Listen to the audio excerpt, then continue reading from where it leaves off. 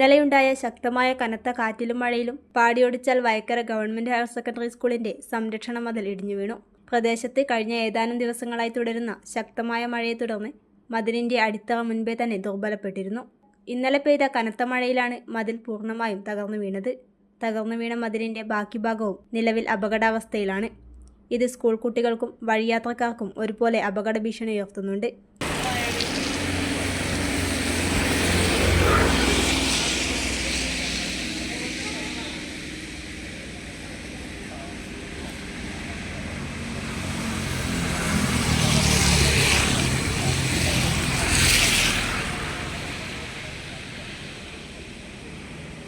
കാലവർഷം കടക്കുന്നതിന് മുൻപ് തന്നെ അധികൃതർ ഇടപെട്ട് ഇവിടെ ആവശ്യമായ സുരക്ഷാ മുൻകരുതലുകൾ സ്വീകരിക്കണമെന്നും മതിൽ പുനർനിർമ്മിക്കാൻ വേണ്ട അടിയന്തര നടപടികൾ കൈക്കൊള്ളണമെന്നുമാണ് നാട്ടുകാരുടെയും രക്ഷിതാക്കളുടെയും ആവശ്യം.